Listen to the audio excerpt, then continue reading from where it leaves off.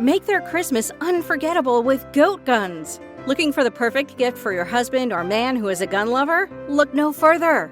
Goat guns are the greatest gift of all time miniature gun models. They are the perfect blend of quality and detail. From pistols to rifles, there's a goat gun for every collector, history buff, or gamer. Whether for display or for a fun collecting hobby, goat guns will bring joy and excitement to him. Surprise your loved ones this Christmas with a goat gun, the ultimate gift that won't disappoint. Shop at goatguns.com. Welcome to the Human Capital Innovations Podcast. We're your source for personal, professional, and organizational growth and development, where we share original research, explore industry trends, and interview executives and thought leaders from across the globe. We hope you join us often for practitioner-oriented content around all things related to leadership, HR, talent management, organizational development, and change management. Maximize your personal and organizational potential with Human Capital Innovations Podcast.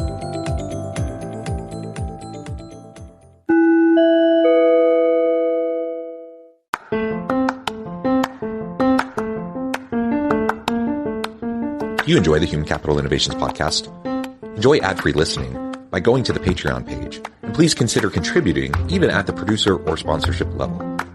And please leave a review. Thank you for your support.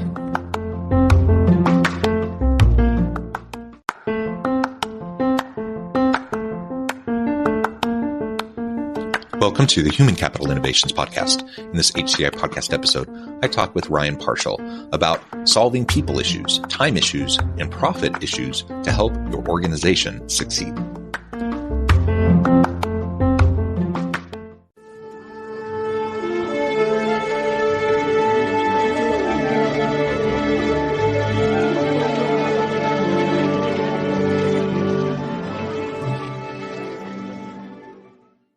Ryan Parshall, welcome to the Human Capital Innovations Podcast.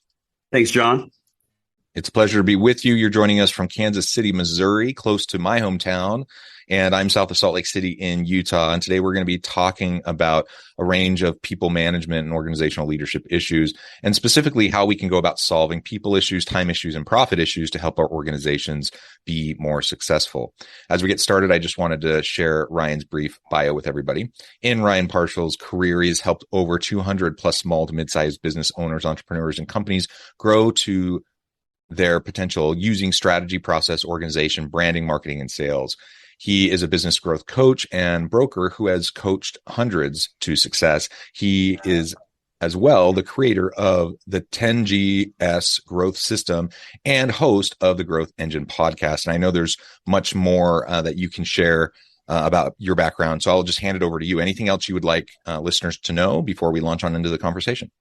Really just that my whole world has been between these CMO roles and marketing and CEOs, and then myself being an agency owner.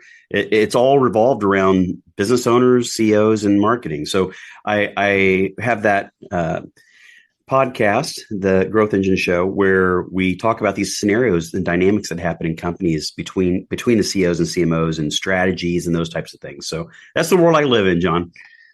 Perfect. Yep. And, you'll get a chance at the end of the episode today to point listeners towards your work, your podcast, and those sorts of things. But I would encourage listeners to do that. I think you'll find a lot of value there. As we get started, again, framing the episode up today around solving people issues, time issues, and profit issues to help organizations succeed. Let's start with the people issues component. Like you said, you're coming from a strategy perspective of being this bridge between the CMO and the CEO, perhaps the CHRO, trying to make sure that everyone is communicating and we're ultimately we're all trying to have the same outcome, which is a really successful organization and business that brings value to the market consistently. And one of those key components has to be the people and the human capital within the organization. But there's all sorts of issues that we constantly are grappling with and dealing with. And frankly, a lot of organizations aren't dealing with them all that well. So what are some of those biggest issues that you see when you're coaching and working with leaders? Yeah, I always start with the top or the owner, the CEO, and I look at what what are people getting from him, right, or her? Like, what is the direction? What communication is happening from them about what the company is and what the company does? And I always start there, because a lot of problems that happen with your teams and people actually are things they just don't understand, or it's kind of like raising kids. Like, the more boundaries you put on them early on, like the more confident and comfortable they are as they grow into adults, like, and they feel secure. Employees are very much the same way. Like, they want to know what the rules of engagement are. They want to know what they're responsible for. But number one is they want to know how they're going to be judged. They want to know, how am I going to be measured? Like, how's my success going to be measured? And I mean, that's probably one of the biggest fails I've seen in working with businesses and leaders, is this idea that, oh, well, we have a job description. It's a document. It's a job description. You know, it's not telling them how you're going to measure them in success. And most of the time, if that person shared with the CEO how they were spending their time and breaking down their days percentage-wise, that CEO would probably disagree with how they're doing that. But those are conversations that often don't happen, you know? It's very true. And I can only chuckle as you're mentioning the job descriptions, because it's just a really poor proxy for like having those ongoing transparent conversations with your people to set expectations and to just manage those relationships and to help people understand what they need to be doing and how to succeed. And the fact of the matter is, most organizations are really bad at updating their job descriptions. So whatever the job description says probably isn't all that accurate, you know, and congruent with what the person needs to be doing anyways. They morph and they shift over time. And, you know, part of it depends on the composition of your team and just the shifting strategies and the external environment and the dynamics that your organization's dealing with as it's trying to remain relevant. And so the static job description is not enough. I mean, I would say, yes, try to have a really good updated job description. So when you're posting a job, you're at least looking for the right kind of person. And so when someone starts a job, at least they have a general idea of what they are going to be doing. But then it comes down to leaders needing to have ongoing mentoring and coaching conversations, ongoing performance conversations, and just be as clear as possible, be explicit, and help people understand. You know, and that doesn't mean micromanaging. And sometimes leaders take it too far that direction. We don't want to micromanage, but we do need to set expectations, and we do need to clearly communicate them. Yeah, well said. Most people don't look at the job description after they're hired, right? Like, they don't even look at it.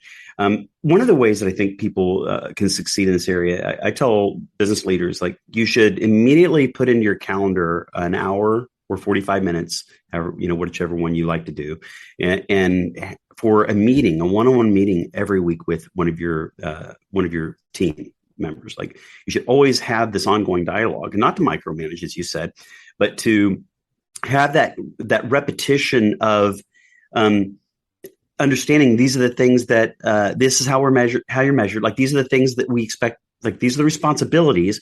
But really, that conversation bulkily, like, that should be dominantly about, how can I help you in your role? How can I help you? What are you doing? Because that's the opposite of micromanaging. What are you doing? How can I help? You know, what do you got on your plate? And kind of like being a support for them is huge. And then a way that you can make them comfortable is saying, okay, you know, these are the things that we know we have to get done as a team. We've decided these are the things, and how are you doing on those? Like, you know, that's whether or not you get to the finish line on our deadline or milestone with this thing you've got to do, this task or this rock, right? Then, you know, that's how we're going to measure success for you, for the department, for me. We're all in this together thing, right?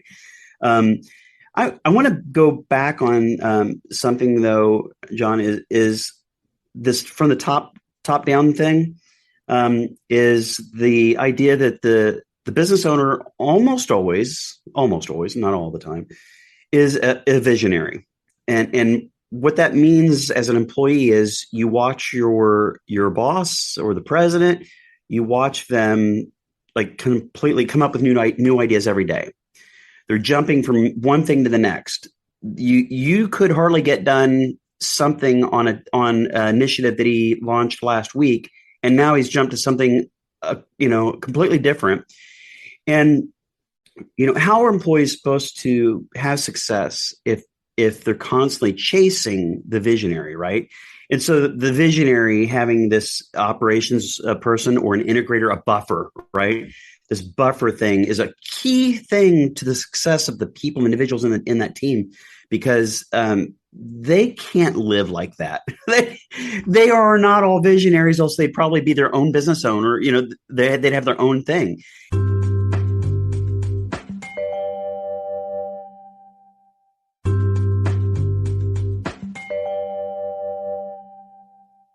And so I really am strong at getting business owners and CEOs to stop, focus, and we have all kinds of exercises and workshops we do this. What is most important? It's okay to have these other ideas, but keep your eye on the ball. And the ball is what? What is this thing? And so most of the time when a business owner calls me, the thing that's this repeat pattern almost always is they've grown a business or growing a business. And along the way, they've had that visionary mind where they've meandered, crossed, backed up, reversed. And if you drew a diagram of what this looks like, it's a tangled rope, right? Going nowhere. And I think that I can stop them, slow them down. And we can go through some exercises to really like get them to look, years down the road to point to, whether it's that we call the North Star, thing, or, just a vision of what this thing looks like down the road of where they're trying to go so that they can go a straight line, or straighter line to that path, because what they're doing in the meantime is they're burning out their people by changing direction and switching that. And people just get exhausted with that and they leave, they quit. Nobody has tolerance for that. Yeah, really great point. I'm thinking of one organization I've worked with extensively, and that's exactly what they're facing with their CEO, someone who has tons of energy, tons of passion. It's clear, a very sincere person, but because of the way this individual handles themselves and kind of is constantly like it's like whack-a-mole, right? And they're constantly shifting their priorities, and so nobody around them ever knows what the thing of the day is going to be or the thing of the week, and it just shifts so rapidly. And so it's like people are constantly just trying to manage like the CEO's expectations and trying to manage and deal with all of that rather than actually doing the work to move things forward. And so it's just a lot of wasted energy. And to your point, burnout, turnover, just like many organizations, this organization has faced a lot of high profile people leaving and those sorts of things. And so it's good to have vision. Certainly we want leaders that have vision and that have a strategic foresight and those sorts of things. But I've also found that many leaders, by the time they find themselves elevated to those levels, it's the really great ones that are still humble about it, and they still seek the input of those around them. And but there's many leaders who have this arrogance largely because of the success they've had in their careers, but they feel like every last thought that slips into their mind is now some new strategic vision that they need to chase. And that's not vision. That's not strategy. That's just randomly going after every last little thing.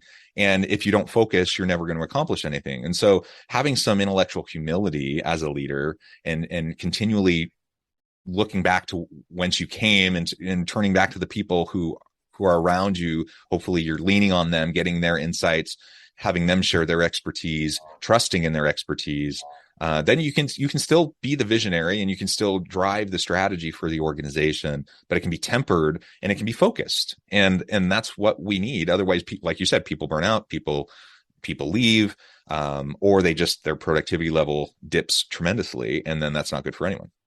Yeah.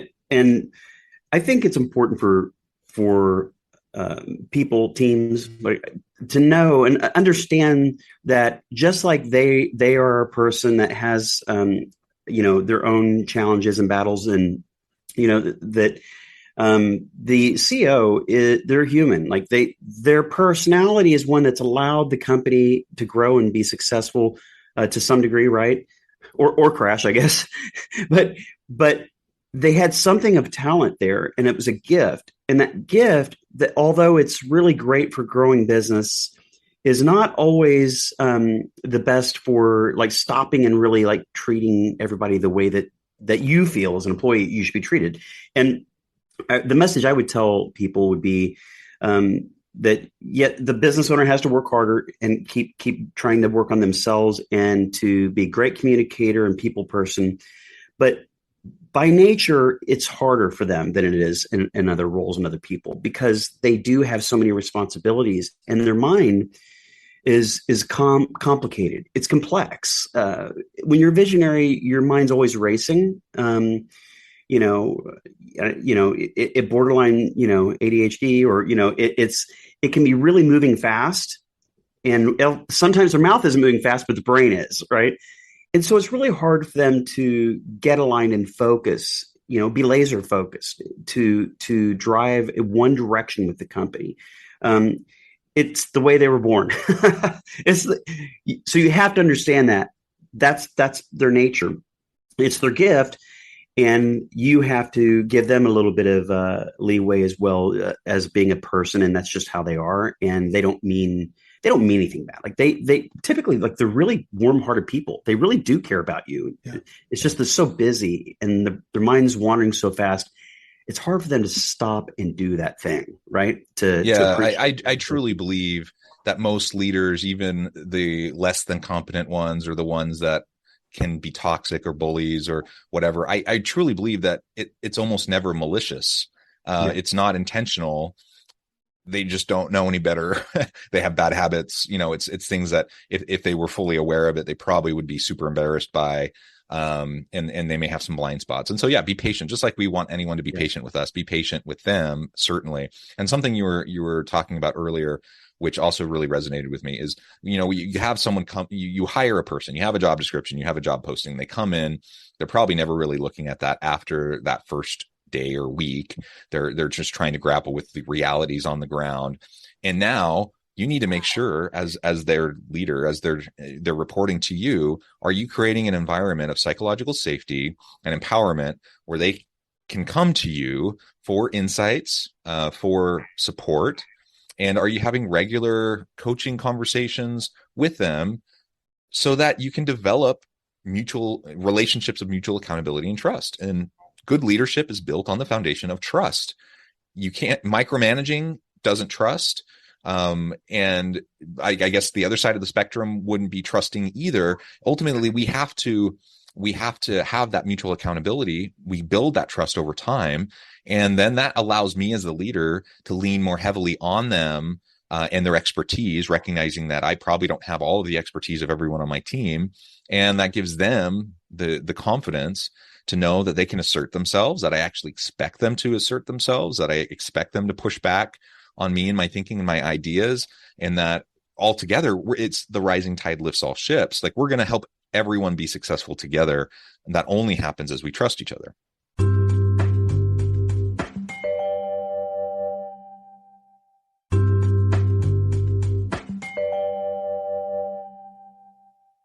I agree. And that's why that one-on-one, like weekly, if you can't make it, then, both parties can't make it. Okay, fine. But I try to never skip a meeting that I've scheduled.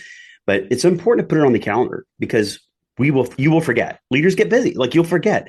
But I also, as you were talking about that, it reminded me of how important delegation is. And because the number one problem that people have is time, and they're in charge of their own time.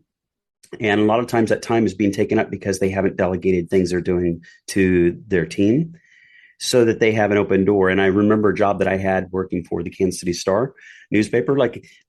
I was in the direct mail division. So dating myself with a newspaper that doesn't exist much anymore.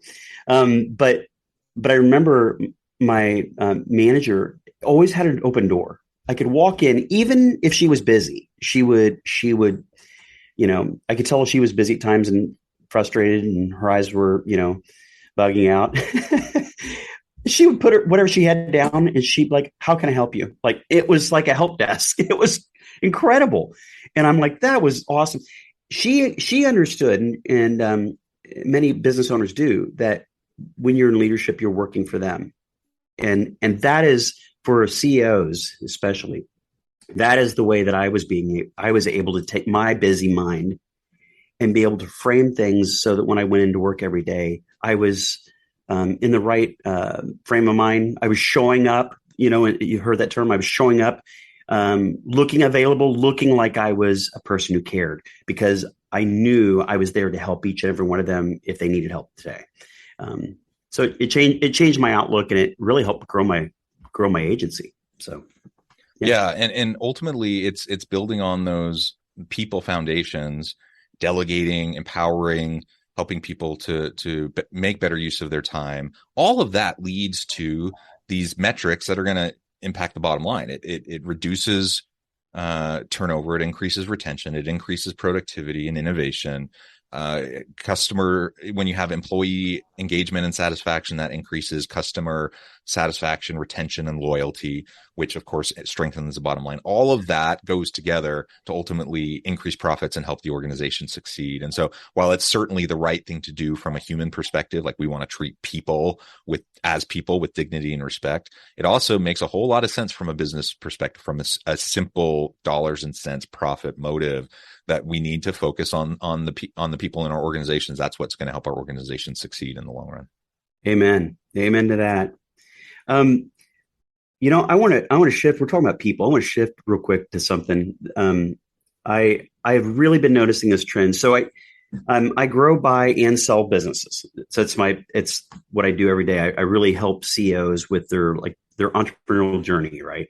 And it's fascinating. But this trend that I'm seeing right now is really cool. It's not something that nobody knows about. Everybody knows it's happening, but the dynamics are really cool, which is, after COVID and everybody went home and started working from home, that was great for some people. For some, it was a struggle, right? And they missed that culture and the energy of being around other people.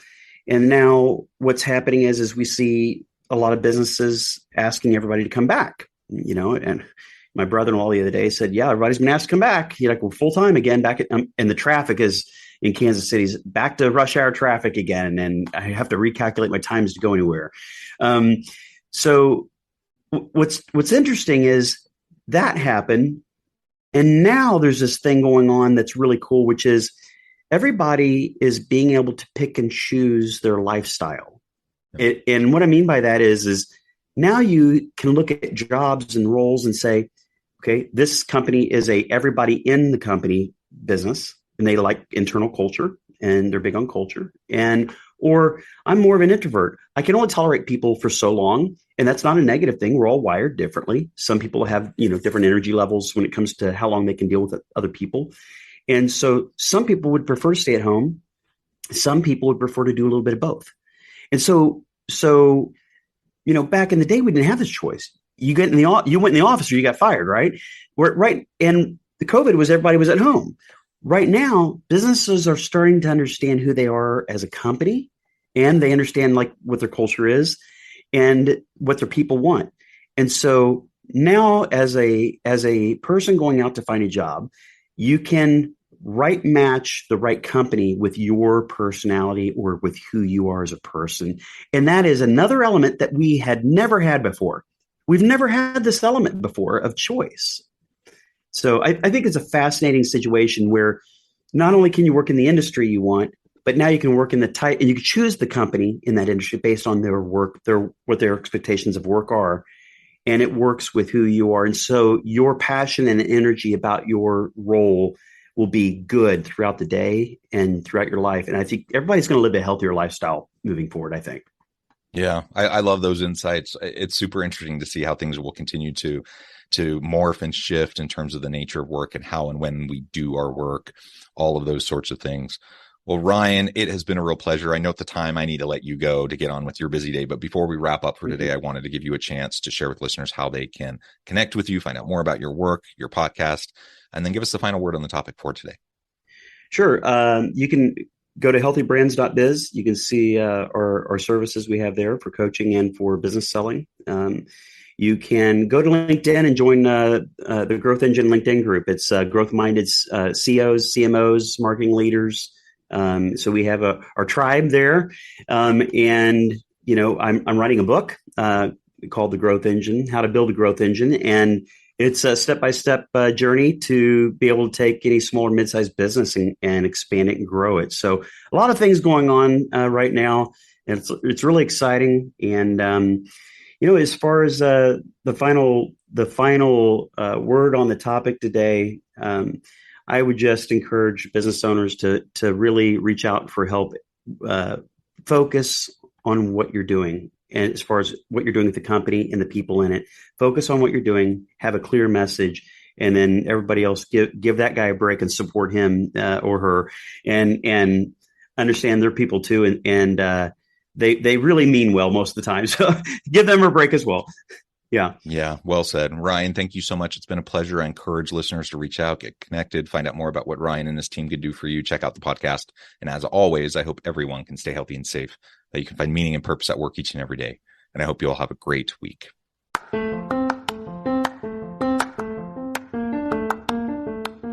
You enjoy the Human Capital Innovations podcast? Enjoy ad-free listening by going to the Patreon page. And please consider contributing even at the producer or sponsorship level. And please leave a review. Thank you for your support.